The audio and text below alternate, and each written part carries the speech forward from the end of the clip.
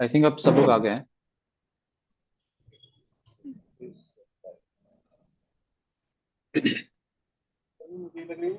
और दूसरे जो मैं ये अर्ज कर रहा था कि थॉमस अर्नोल्ड ने जो कैटेगराइज किया है तमाम मजाहिब को, उनको दो कैटेगरी किया है उनको। ठीक है। एक तो मिशनरीज और दूसरे नॉन मिशनरीज। मिशनरीज का मीनिंग मैंने वो बताया है कि वो मजाहिब जो अपने मजहब को, अपने अकीदे को और अपनी शरीयत को दूसरों तक पहुंचाने की कोशिश कर। मेरी आवाज सब तक आ रही है ना? हैंड रेस कर दीजिए सर। दूसरों तक। ओके। ठीक ठीक। दूसरों तक पहुंचाने को वो जो है ना बहुत मुकद्दस और अहम फरीजा समझते हैं। तो ऐसे मजाहिब में मैंने बताया कि तीन मजहब आते हैं, तीन रिलीजन आते हैं। एक इस्लाम सबसे पहले, दूसरा क्रिश्चियनिटी और तीसरा बुद्धिज्म। और ये तीन मजहब ऐसे हैं कि जो मिशनरीज में आते हैं। दूसरी जो कैटेगरी है वो है नॉन मिशनरीज की, जिसमें बहुत सारे दूसरे मजहब आते हैं, जैसे जूडाइज्म है जिसको हम यहूदियत बोलते हैं, और हिंदुइज्म जिसको ब्राह्मणिज्म भी कहा जाता है, उसको हम समझ सकते हैं। और इसी तरीके से जरतुश्ती मजहब जो ईरानियों का जो मजहब था इस्लाम से पहले, और उसके आज भी कुछ लोग जो है ना पारसी करके जाने जाते हैं, वो लोग आग वगैरह पे पूछते हैं।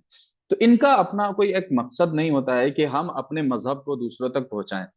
तो यहीं से इनकी आइडियोलॉजी हमको यहीं से समझ में आ सकती है, क्योंकि ये मजहब ऐसे ही एक्सेप्टेबल नहीं है, क्योंकि ये खुद नहीं समझते कि ये सारी कायनात के लिए, दूसरों के लिए है।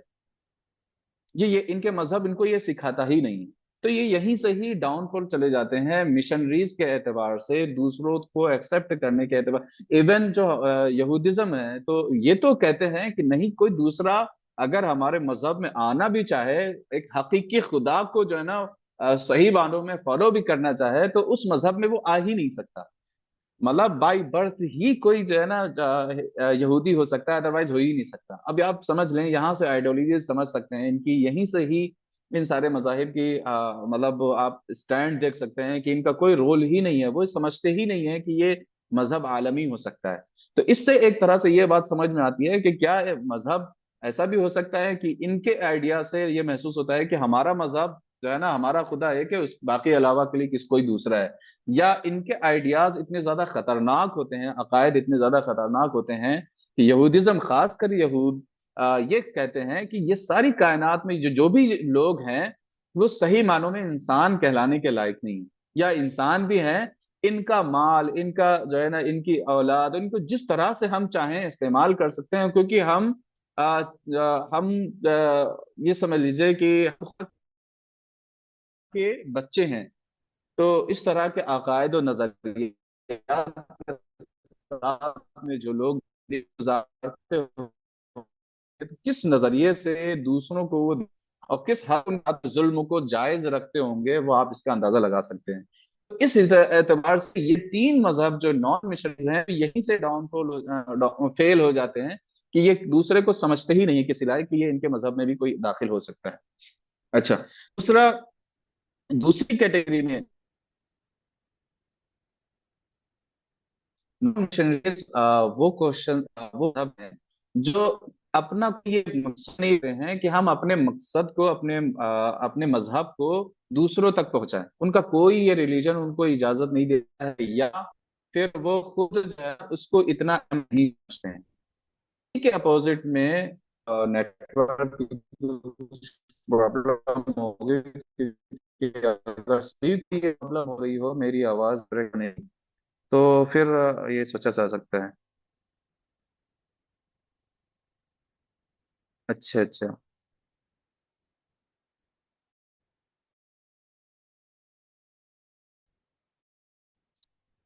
वैसे नेटवर्क मेरे तो सभी को ये प्रॉब्लम हो रही है, मेरी आवाज क्लियर ना आ रही है। यस बिलाल भाई, आपकी जो स्क्रीन शेयरिंग है वो भी रुक गई है। आपका वीडियो नहीं आ रहा। जी जी ठीक है, आप ठीक है, ओके प्लीज कंटिन्यू। अच्छा अच्छा।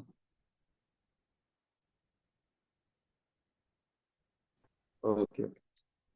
ठीक है, मिशनरीज और नॉन मिशनरीज तो आप समझ गए होंगे। और अब आप अगर वो अपने दीन को इस हैसियत से देखते हैं कि नहीं, जो हमारे लिए सही है वो पूरी कायनात के लिए सही है, और सबको इसमें आना चाहिए।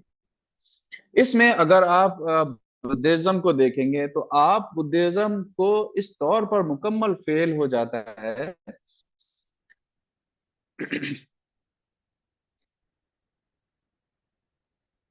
चले देखते हैं आज, अगर जिनको आवाज मिल रही है तो ठीक है, नहीं तो कल हम इसको फिर से थोड़ा सा कंक्लूड कर देंगे। हम देखेंगे कुछ दूसरा सोल्यूशन करके। चूंकि मैं 5G नेटवर्क पर अभी चल कर रहा हूँ, तो हो सकता है कुछ प्रॉब्लम हो।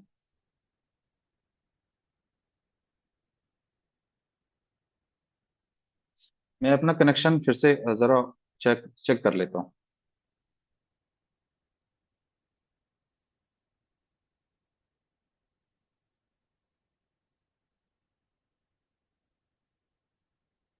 पर इस्लाम के प्रीचिंग ने कितना ज्यादा असर डाला है, इसका अंदाजा आप इस तौर पर लगा सकते हैं कि जहां कहीं पर भी इस्लाम आया, अगरचे वहां पर हुकूमत रही हो इस्लाम की, और इस्लाम के हुकूमत के जाने के बाद में भी वहां पर उन लोगों ने कभी भी उस इस्लाम को, उस मजहब छोड़ा नहीं। आप इसका अंदाजा इस तौर पर लगा सकते हैं कि जब सल्तनत उस्मानिया, ऑटोमन अंपायर डिक्लाइन हुआ, बिल्कुल खत्म किया गया, तो 40+ कंट्रीज जो है ना इस्लामी हुकूमत से आजाद हुए। और इसके बाद में भी आज भी वहां पर कोई ऐसा मुल्क नहीं है, जितनी कंट्रीज निकल के आई, 40+ कंट्रीज निकल के आई, आज भी उनमें से कोई ऐसी कंट्री नहीं है कि वहां के लोगों ने इस्लाम को छोड़ दिया हो कंप्लीटली। उन्होंने इस्लाम को अपनाया, और आज भी वो इस्लाम को वैसे ही फॉलो कर रहे हैं, और उन्होंने अपनी जिंदगी को इस तौर पर बदला है कि अगर आप उनकी इस्लाम से पहले के कल्चर को उन लोगों के देखेंगे और इसके बाद के कल्चर को, उनके बिहेवियर को देखेंगे, तो आपको ड्रास्टिक चेंज जो है ना चेंज नजर आएगा। और फिर वहीं आप क्रिश्चियनिटी की, अगर आप उसको देखेंगे, प्रीचिंग को देखेंगे, तो आप खुद इसमें स्कॉलर ने, ये खुद क्रिश्चियन स्कॉलर हैं, क्रिश्चियन हैं ये, इन्होंने खुद कहा इसमें, इस बात पर इसमें में ही लिखा है कि क्रिश्चियनिटी ने जो प्रीचिंग की है, उसमें उन्होंने हर एक तरीके के जुल्म को, पैसे को, औरतों को हर तरह से यूज किया है। और उसके बाद में भी हाल ये हुआ कि जब इनकी हुकूमतें उन ममालिक से, जहां पर जो ये कंट्रीज पर, जहां जिन कौमों पर ये हुकूमत कर रहे थे, जब वहां से इनकी हुकूमतें खत्म हुई, तो इनका रिलीजन भी इन्होंने छोड़ दिया उन लोगों ने। और उसके बाद में इनके अंदर जो और बहुत सारी बुराइयां मौजूद थी, वो उसको हम कभी और डिस्कस करेंगे। तो इनकी जो है ना प्रीचिंग का असर ये हुआ कि इनको खुद लोग मजहब के तौर पर नहीं देखना चाहते थे।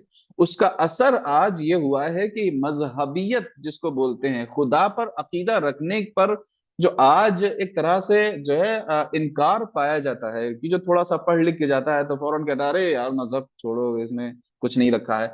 ये जो बुराई आई है मजहब के तई, लोगों का जो नजरिया, गंदा नजरिया और खराब नजरिया बना है, वो क्रिश्चियनिटी ही की बिना पर बना हुआ है। क्योंकि इनके पादरियों ने और इनके स्कॉलर्स ने जो जिस तरह से गंदगी फैला रखी थी, और मजहब को जिस तरह से इन्होंने बदनाम किया, वो आप इस तौर पर देख सकते हैं कि सिर्फ मजहब के नाम पर जो है ना लोगों को नहाने नहीं दिया। अगर आप बहुत सारी प्रॉब्लम्स को देखें, अगर आप जो है ना सोशल प्रॉब्लम्स को आप देखेंगे, तो लोगों को सिर्फ इसलिए मार दिया गया कि वो एजुकेशन हासिल किया करते थे।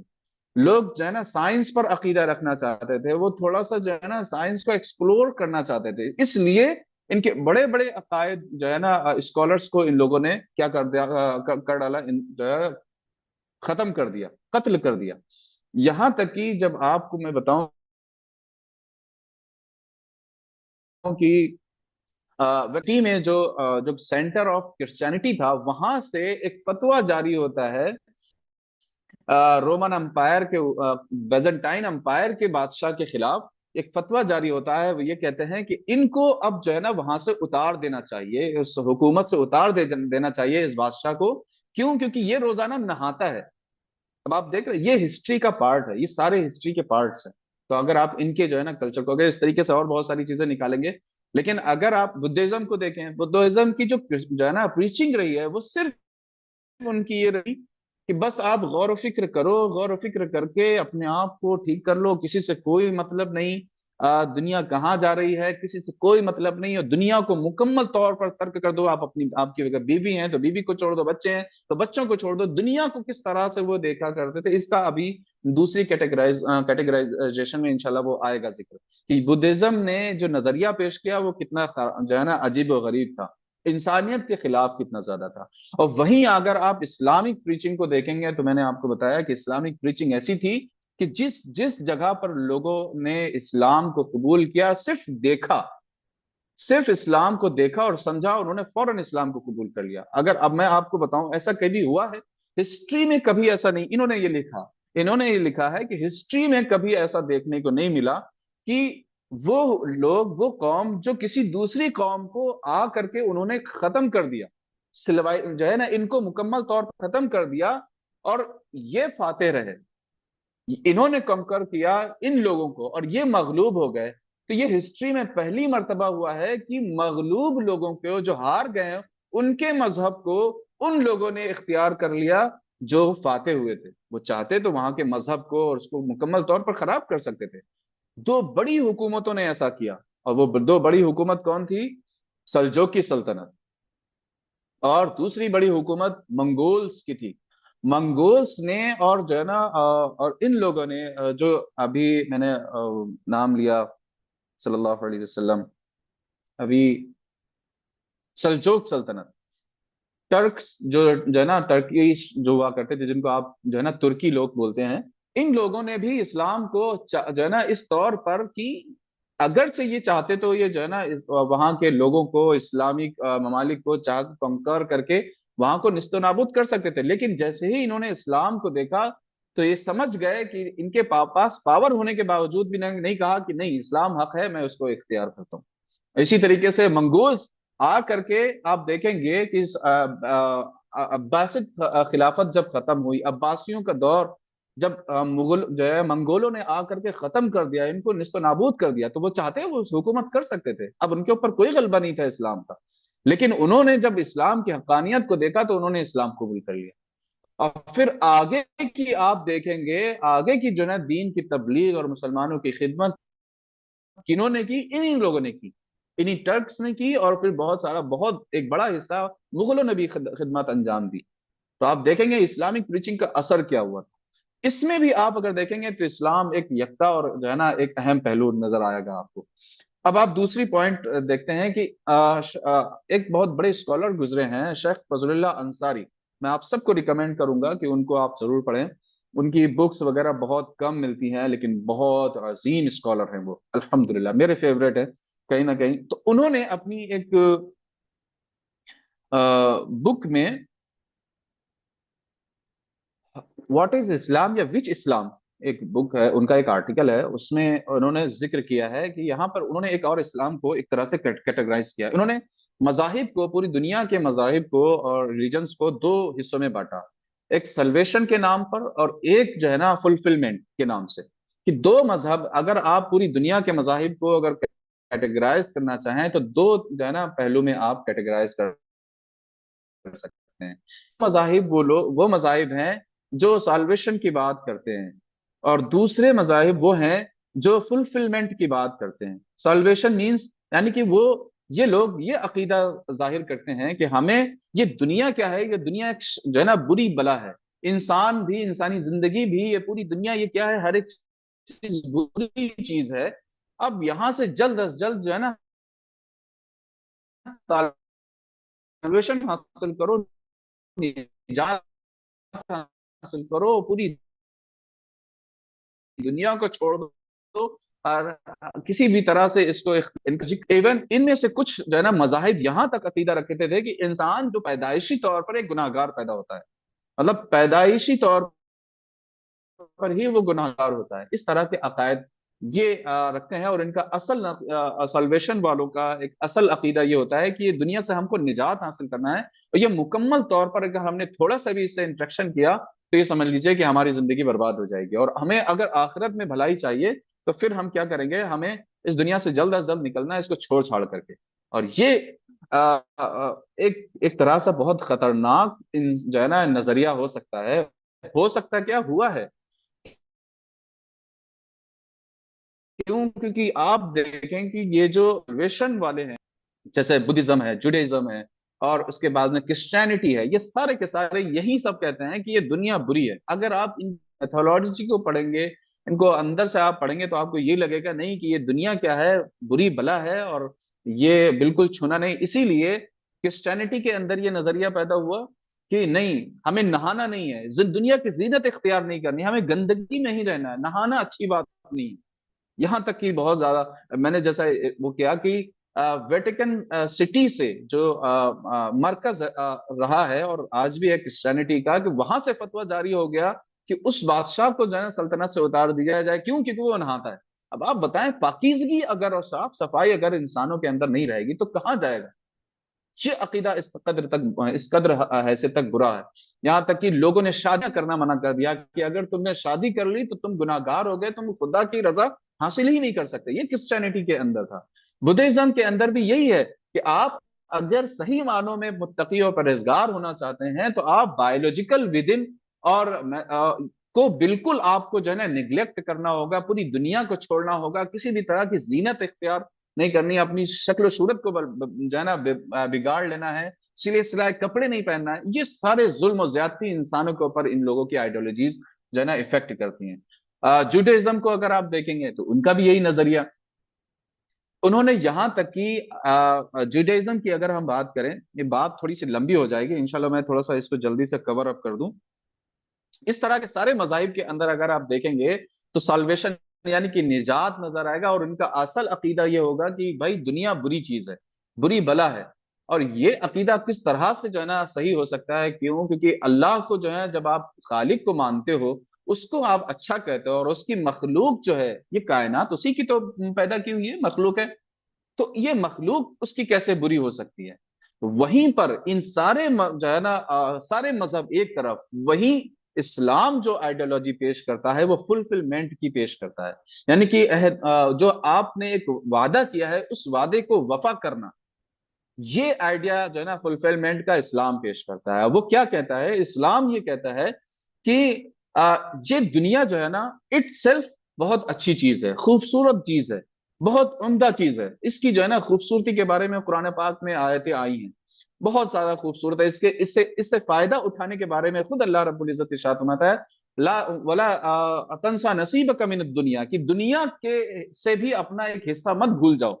यानी कि ये इस दुनिया में आए हो, रहे हो, तो यहाँ का भी मजे जो है ना लो, जिस हद तक जायज है ना। लेकिन दुनिया की मोहब्बत अपने दिल में मत डाल लेना, बल्कि मोहब्बत सिर्फ और सिर्फ अल्लाह रब्बुल इज्जत की।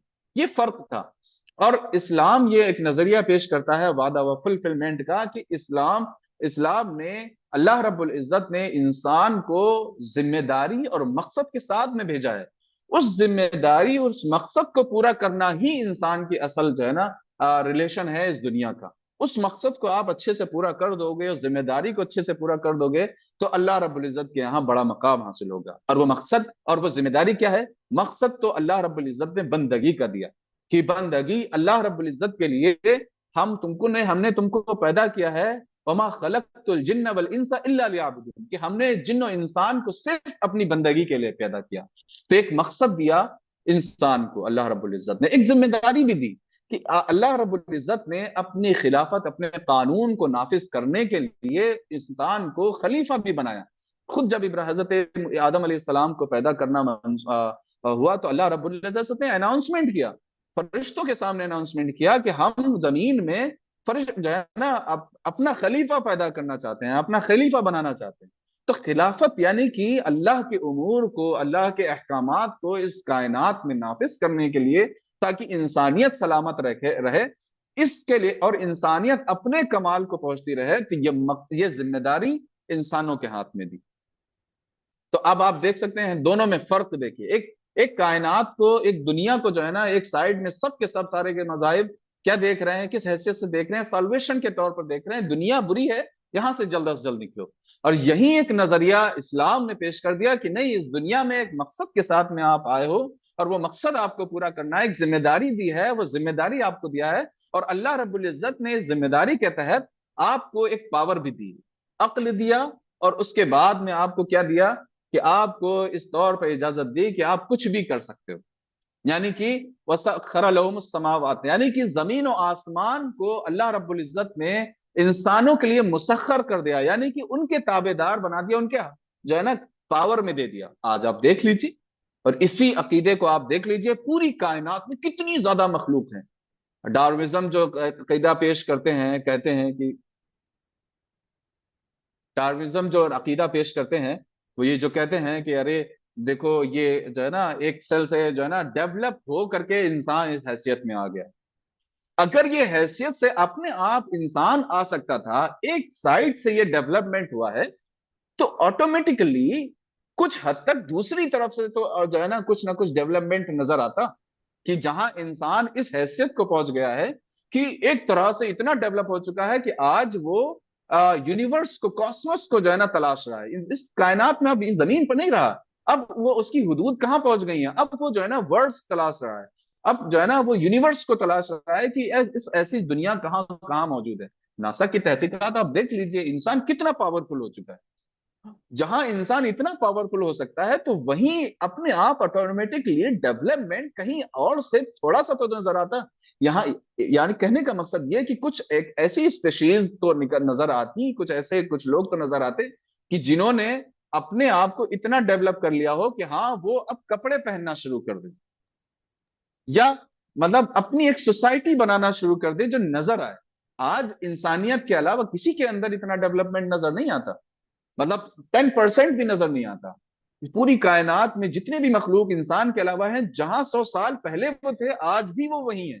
उनका रहन सहन, उनका निजाम, सब कुछ वैसा ही है। तो आप इससे भी अंदाजा लगा सकते हैं कि अल्लाह रब्बुल इज्जत ने जो मकसद दिया है उसकी तरफ कितनी पावरफुल निशानियां मौजूद हैं, अल्हम्दुलिल्लाह। तो इस हैसियत से भी अगर आप देखेंगे, साल्वेशन और फुलफिलमेंट में भी देखेंगे, तो इंसान जो है ना कि जो इस्लाम का जो नजरिया है वो सबसे आला और सबसे बेहतर है, और हकीकत के सबसे ज्यादा करीब है।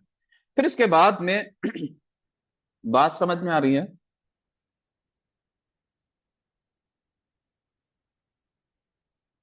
आई थिंक अब तो वॉइस में प्रॉब्लम नहीं हो रही होगी। जी हजरत, आवाज समझ में आ रहा है। अच्छा, मेरी बात समझ में आई पूरी? जी जी सर। अच्छा, माशाल्लाह। चले, तो तीसरा एक जो है ना कैटेगराइजेशन हम देख लेते हैं। अभी टाइम है हमारे पास में, टाइम है ना, ले सकते हैं हम टाइम आपका। हैंड रेस कर दीजिए, या अपना हार्ट्स दे सकते हैं या थंब दे सकते हैं, ताकि मुझे अंदाजा हो जाए। चलें, ठीक है, शुक्रिया, जजाकल्लाह। अच्छा अब तीसरा जो कैटेगराइजेशन है, ये जो है आम वो कैटेगराइजेशन है जो आम तौर पर स्कॉलर्स देते हैं। अगर आप स्कॉलर्स को देखेंगे, बहुत सारे स्कॉलर्स को आप, पहले के स्कॉलर्स को, अब के स्कॉलर्स को आप देखेंगे, तो बहुत सारी चीजें आपको ऐसे ही जो है ना मिलती जुलती मिलेंगी। वो ये क्या है, और इससे, इस कैटेगराइजेशन से, इस कैटेगरी से हमको ये भी जो है ना महसूस होता है कि इस्लाम कितना ज्यादा जो है ना पावरफुल है, और इस्लाम ही क्यों हम माने, इसी को हम क्यों फॉलो करें, है ना। तो ये भी चीज आपको इसमें देखने को मिलेगी। इस्लाम के मजाहिब में दो तरह से जो है कैटेगरी है। एक तो वो मजहब, वो फिक्र, और इसके अंदर आप फिलोसफीज भी लेकर के आ सकते हैं, यानी कि मॉडर्न टाइम की जो फिलोसफीज हैं, जैसे कि सेकुलरिज्म है, एथिज्म है ना, ये भी लेकर के आ सकते हैं, कम्युनिज्म है ना, ये भी लेकर आ सकते हैं। इसको भी कैटेगराइज करते हैं स्कॉलर, क्योंकि स्कॉलर्स, इस्लामिक स्कॉलर्स जो है ना कंप्रहेंसिव गुफ्तगू करते हैं। अच्छा, इन्होंने कैटेगराइज किया है कि मजाहिब, यानी कि जितनी भी फिलोसफीज हैं लाइफ को लेकर के, और मजाहिब है, इनको आप दो तरह से कैटेगराइज कर सकते हैं। एक तो वो मजहब या फिलोसफीज जो वो कायदे कानून और ऐसी गाइडेंस देते हैं जो सिर्फ अक्ल बेस्ड होती है, यानी कि गौर व फिक्र इन्होंने किया और सोचा कि नहीं, ये होना चाहिए, ये होना चाहिए, ये होना चाहिए, वो इन्होंने जो है ना पेश किया। इनकी एक खासियत ये होती है। दूसरी तरफ वो लोग हैं, वो मजाहिब है, वो फिलोसफीज हैं जो ये कहते हैं कि, जो ये दावा करते हैं कि हमारे पास में जो कानून है, जो जिंदगी जीने का जो असल तरीका है, उसके जो प्रिंसिपल्स हैं, वो हमें कहाँ से मिले हैं, वो खुदा, किसी एक जो है ना खुदा या किसी एक क्रिएटर की जानिब से मिले हैं।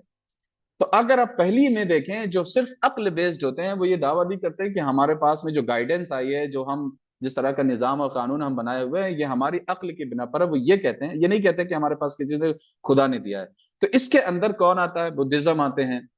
और इसी तरीके से आजकल जो मॉडर्न थ्योरीज जो है वो आप सेकुलरिज्म अगर आप देख सकते हैं, इसी तरीके से कम्युनिज्म है।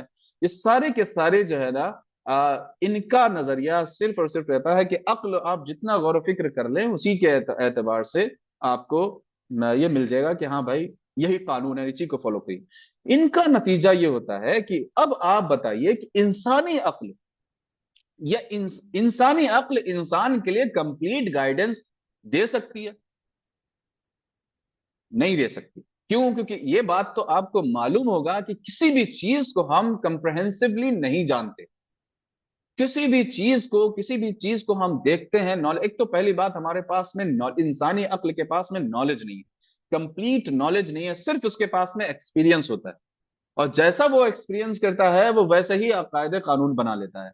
और इसका नतीजा ये होता है कि इंसानियत के लिए वो एक ऐसा कानून लेकर के आते हैं, वो जो कि सिर्फ इस तरह से महसूस होता है कि जैसे कि इंसान को इन्होंने एक लाइब्रेरी का एक जो है ना ऑब्जेक्ट समझ रखा है, एक लैब का इन्होंने जो है ना ऑब्जेक्ट समझ लेगा कि इसके ऊपर एक्सपेरिमेंट करते रहो, फिर उसके बाद में अगर इसमें कुछ गलत होगा आगे चल करके हम इसको दुरुस्त कर देंगे।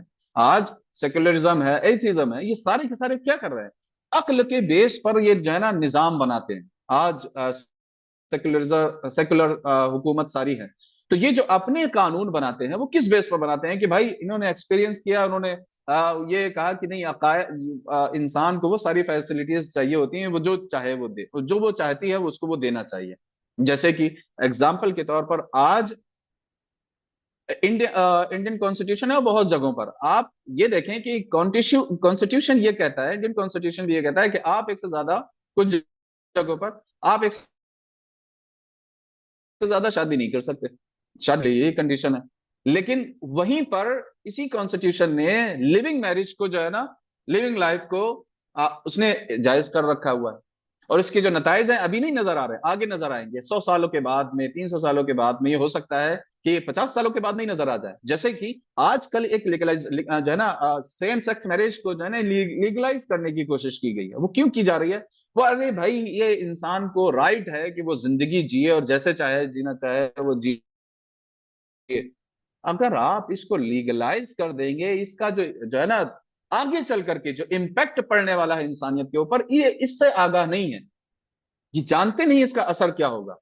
तो अब जब ये एक्सपेरिमेंट कर लेंगे, इस तरह के जायज कर देंगे, तो बहुत सारी नस्लें ऐसे ऐसे लोग, जो बच्चे सेम सेक्स मैरिज से, बहुत सारे बच्चे किस तरह से टेक्नोलॉजी से जो है ना आजकल आ सकते हैं। मान लीजिए कि किसी ने दो बॉयज ने आपस में शादी की, उसके बाद में इन्होंने अपने स्पर्म के थ्रू किसी भी तरह से भी इन्होंने किसी दूसरे की माँ को जो है ना वो गोद ले लिया, सेरोगेसी वगैरह, फिर उसके बाद में अपने बच्चे को पैदा कर दिया। अब ये दोनों बॉयज आपस में रह रहे हैं और सर अपना एक अजान हो रही बच्चा है। कर लिया।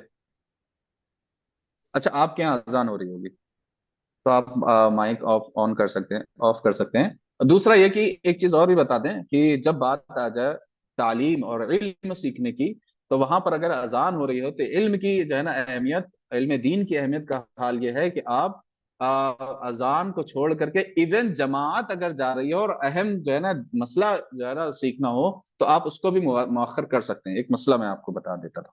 चले खैर, ये आज तो मुझे लग रहा है कि इसी पर ही सारा टाइम हो गया। तो खैर, बात आपको कंप्लीटली पहुंच जाए वो ज्यादा अहम है। तो मैं अर्ज ये कर रहा था कि अब अगर मान लीजिए कि इस तरह की लीगलाइज कर दिया और जो है ना, और फिर उसके बाद में ये अब एक्सपेरिमेंट करेंगे।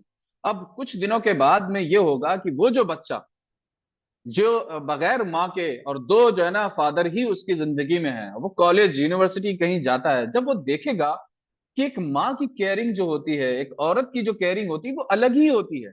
वो किसी बच्चे, दूसरे बच्चे के पास में जब वो देखेगा कि अरे उसकी माँ है, उसने तो वो ये कह ही नहीं सकता, उसके पास राइट ही नहीं है कि हमारी कभी माँ भी हो सकती थी। अब वहां पर क्या उसको जो है ना, ये उसको हक नहीं है कि उसको मालूम हो कि वो उसकी माँ कौन है? और क्या उसको ये हक नहीं है कि उसको जो है ना माँ की गोद मिले? इस तरह की पोजीशनिंग और बहुत सारे मसाइल। और दूसरा ये कि जब इस तरह की चीजों को लीगलाइज कर दिया जाए, तो ये जो प्रोसेस है मतलब ये जो प्रोसेस है प्रोडक्शन वाला, बच्चों को जो है ना एक्वायर करने का, अब आप ये बताएं कि आगे चल करके कितना बड़ा डिप्रेशन एक इंसान के लिए होगा कि आपने ये लीगलाइज तो कर दिया, वहीं पर एक अमीर लोगों ने जो है, दो बॉयज ने आपस में शादी कर लिया, दो गर्ल्स ने शादी कर ली, वो तो किसी तरह से अफोर्ड कर लेंगे, अपना बच्चा कर सकते हैं, क्योंकि इसमें जो है ना इस तरह की टेक्निक चीजों को इस्तेमाल करने में बड़ा पैसा लगता है। लेकिन वहीं एक गरीब तबका अगर इस तरीके से जो है ना शादी करे, तो वो कहाँ जाएगा? उसके राइट्स का क्या हुआ? उसकी फीलिंग्स का क्या हुआ? मैं वो पॉसिबिलिटीज बता रहा हूं जो इन फ्यूचर ये बहुत बड़े बड़े जो है ना मसाइल पैदा हो सकते हैं। अब जब इस तरह के एक्सपेरिमेंट कर लेंगे 100 साल के बाद में, तब ये सेकुलर और एथिस्ट टाइप के लोग अपने इन नजरियात पर जो है ना मारते हैं कि अरे हमने कहाँ फैसला कर दिया, फिर इसको चेंज करो। तो हमें कहीं ना कहीं एक ऐसे जो है ना गाइडेंस की जरूरत हो, जो ऐसी गाइडेंस हो जो कंप्लीट हो, और इन फ्यूचर और जो है ना सारे असरात को जानती हो, और हर तरह से चीजों को जानती हो। और ऐसा कौन है? सिर्फ अल्लाह रब्बुल इज्जत है, अलीमुन बिजातिल सुदूर, कि वो हर एक चीजों को जो है ना जानने वाला है, अलीमुन खबीर है, हर एक चीज को कॉम्प्रहेंसिवली चारों तरफ से चीजों को जानता है। तो वो जो कानून देगा वो एक बेटर कानून होगा। तो फिर इंसान जो है ना एक जो है ना लैब में पड़ा एक ऑब्जेक्ट के तौर पर नहीं हो जाएगा। तो वही एक तरह से दूसरी जो एक तो ये कैटेगरी हो गई कि जो वो लोग मजहब, वो मजाहिब जो अक्ल की बिना पर जो है ना गाइडेंस को एक्वायर करते हैं, जिंदगी जीने का तरीका कानून बनाते हैं। वहीं दूसरी तरफ वो मजाहिब हैं जो ये दावा करते हैं कि हमारे पास में क्या है, इस्लामी वो, हमारे पास में खुदा की गाइडेंस है। अब अगर आप इसमें अब इनमें अगर आप देखेंगे तो इसमें भी दो तरह की कैटेगरी है। इसमें जो है ना दो तरह की कैटेगरी है। एक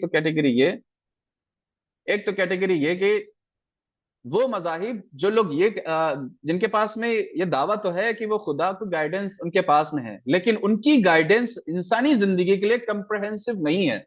पूरी जिंदगी के लिए उनके कायदे कानून या तो शादी के लिए नहीं होगा या इंसानों के लिए नहीं होगा। आपको इस सारे मजहब, जितने भी मजाहिब हैं, वो सब इसके अंदर आ गए। और उसके बाद में अगर आप वही दूसरा जो है ना इसकी कैटेगरी आप देखेंगे, तो वहां पर वो मजहब पाया जाता है कि जो ये बात कहता है कि हमारे पास गाइडेंस है, और वहां उसके पास में कंप्लीट गाइडेंस भी मौजूद है इस्लामी इंसानी जिंदगी के लिए। और वो जो गाइडेंस है जो पहले थी मौजूद, वैसे ही और उसी शक्ल में आज भी मौजूद है, और उसकी पूरी हिस्ट्री क्लियर है। और ये कौन मजहब है? ये सिर्फ और सिर्फ इस्लाम, मजहब इस्लाम है। तो आप देख सकते हैं कि यहां पर भी इस्लाम एक माय नाज तौर पर खड़ा है। और इंसानी जिंदगी के जितने भी कानून हैं इस्लाम ने दिए हैं। कभी भी आप किसी भी कानून को लेकर के ये आप नहीं कह सकते कि देखिए अब इतने सालों के बाद में ये कानून इंसानियत को नुकसान पहुंचा रहा है। बात समझ में आ रही है?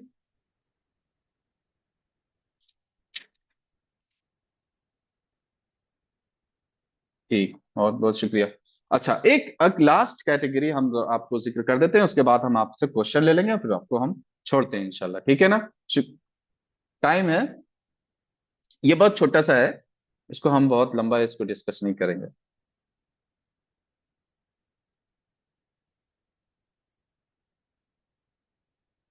अच्छा चलें, ठीक है, शुक्रिया। तो फोर्थ कैटेगरी जो है वो बाकी मैं छोड़ दूंगा, और कभी इंशाल्लाह मैं आर्टिकल इस पर लिखूंगा या लिखने वाला हूं, तो इंशाल्लाह आप लोगों को प्रोवाइड करा दूंगा, इंशाल्लाह इसी प्लेटफॉर्म के थ्रू आप लोगों को मिल जाएगा। और मैं एक बात जरूर कहूंगा कि आप लोग प्लीज इस प्लेटफॉर्म से जुड़े रहिएगा। इंशाल्लाह इस तरह की जो है ना आपको लेक्चर्स मिलते रहेंगे, गाइडेंस मिलती रहेगी। आप का यहाँ अगर ना उतना रहें तो जा करके इसका जो है ना जो इंस्टाग्राम पेज है उसको जरूर फॉलो कर लीजिए, ताकि हर तरह के अपडेट इन फ्यूचर अगर कुछ होगा तो आपको इस वहां से मिलता रहेगा। इंशाल्लाह कर लेंगे ना सब लोग? हैंड रेस कीजिए, सब लोग कर लेंगे ना? ये मत कहिएगा कि मैं सब्सक्राइबर मैं कोशिश कर रहा हूँ सब्सक्राइबर बढ़ाने की तो मैं सब्सक्राइबर नहीं बढ़ा रहा हूँ, आप लोगों के फायदे के लिए कह रहा हूँ इंशाल्लाह। ठीक है, बहुत बहुत शुक्रिया। अच्छा, एक कैटेगरी ये है जो इन्होंने शेख जो मेरे फेवरेट स्कॉलर है, जो 20s सेंचुरी के स्टार्टिंग में उनकी पैदाइश है, और अभी तो बहुत जमाना हो गया। अब्दुल अली मेरठी अलैहि रहमा के जो है ये शागिर्द भी हैं, और अल्हम्दुलिल्लाह, और उनके कुछ शायद दामाद वगैरह भी लगते हैं, कुछ ऐसा उनसे। और एमयू से उन्होंने फिलोसफी से मास्टर्स वगैरह या पीएचडी वगैरह भी की थी। और इनकी पीएचडी शायद ऐसी है कि एमयू की सबसे ब्रीफ पीएचडी शायद इन्हीं की है, मैंने ऐसा कुछ सुना है इनके बारे में। तो इन्होंने एक और कैटेगराइजेशन किया है, एक ये इस तौर पर प्री जो है ना, pre religion, pre Islamic religions, और इस्लाम, और पोस्ट इस्लामिक रिलीजन, यानी कि इस्लाम से पहले वाले मजाहिब, और इस्लाम फिर, और इस्लाम के बाद वाले मजाहिब, ये तीन कैटेगराइजेशन किया है। अब अगर आप अब अगर आप इसमें देखेंगे तो आप दो तरह से देखेंगे। इस जब इंसान का ताल्लुक इस कायनात से देखते हैं तो हमारे जहन में बहुत सारी चीजें, क्वेश्चंस आते हैं। मेनली क्वेश्चन ये आता है कि इस दुनिया का और हमसे क्या रिलेशन है, ठीक है। इसी तरीके से हमें इस दुनिया में किस तरह से जिंदगी जीना चाहिए, ये सारे बहुत सारे क्वेश्चंस जो है ना होते हैं, और बहुत सारे लोगों ने, सारे मजाहिब ने, सारी फिलोसफीज ने इसके आंसर करने की कोशिश की है। लेकिन सबसे बेहतर आंसर किसी ने अगर दिया है तो वो इस्लाम ने दिया, और सबसे बेहतर और सबसे रैशनल। इसमें मैं आपको आपको वो भी बताऊंगा, एथिस्ट बहुत सारे लोगों के अंदर, हमारे नौजवानों के अंदर ये फिक्र आ गई है कि रैशनैलिटी अगर कहीं नजर आती है तो, है ना, ऐसे लोग जो मजहब के खिलाफ बात करते हैं, इनके अंदर देखो रैशनैलिटी नहीं। अगर आप गौर से देखेंगे इनको, जो है ना, अल्लाह रब्बुल इज्जत जो है ना, अगर ये समझ दे तो आपको समझ में आएगा कि इनके अंदर रैशनैलिटी नाम की कोई चीज नहीं होती। तो प्री जो है ना, अब आप देखेंगे कि इंसानी जिंदगी के तीन अहम पहलू होते हैं। एक तो ये कि इंसान का इस दुनिया से ताल्लुक क्या है, दूसरा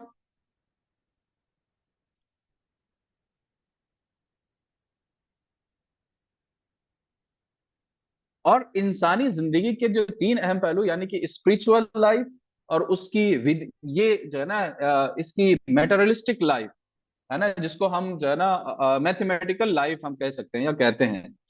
तो अगर आप देखेंगे स्पिरिचुअल लाइफ और फिजिकल लाइफ और इंसानी जिंदगी का, इंसान का इस दुनिया से रिलेशन क्या है, इसकी गाइडेंस आपको हर जगह कंप्लीटली नहीं मिलेगी। प्री इस्लामिक जो रिलीजन जो है, इस्लाम से पहले के जितने भी रिलीजन हैं, वो आप में सब में आपको यही बात मिलेगी कि नहीं, आप इस दुनिया को छोड़ो, फिजिकल लाइफ कुछ नहीं मैटर करती है, बायोलॉजिकल लाइफ कुछ मैटर नहीं करती है, इसको मुकम्मल तौर पर जलील करके जाना है और निजात पाना है इस दुनिया से। ये सारी की मैथड, तो इन्होंने फिजिकल लाइफ को मुकम्मल तौर पर छोड़ दिया। अब अगर आप जो है ना पोस्ट रिलीजन को अगर आप देखेंगे, इस्लामिक रिलीजन जो है, इस्लाम के बाद में जो नजरियात और मजाहिब आए, जैसे कि हम